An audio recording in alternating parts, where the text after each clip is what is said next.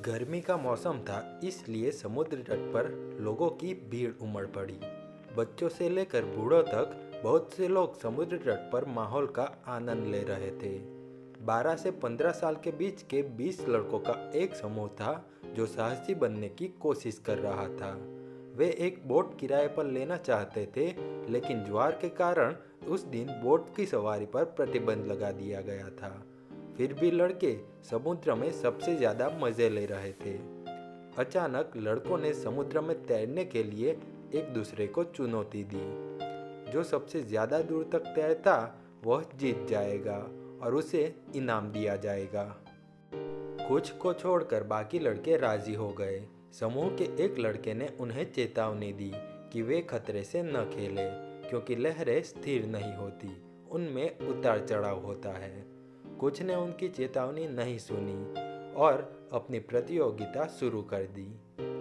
अचानक समुद्र से लहरें उठी और उस समूह के कुछ लड़के किनारे तक पहुंचने के लिए तैरने लगे। हालांकि 3 लड़के जो खुद को बहुत बहादुर समझते थे, उन्होंने अधिक रोमांच और मस्ती के लिए समुद्र में गहरे जाने का फैसला किया। उन्होंने ज्वार को हराने और आगे तैरने का निश्चय किया, जबकि कई लोगों ने उन्हें चेतावनी दी। फिर भी वे तैरते रहे। किनारे से बहुत दूर अचानक समूह से एक लड़का गायब हो गया। समूह से दूर लड़का उल्टी ज्वार का सामना करने में असमर्थ था और अन्य 2 मदद के लिए चिल्लाए।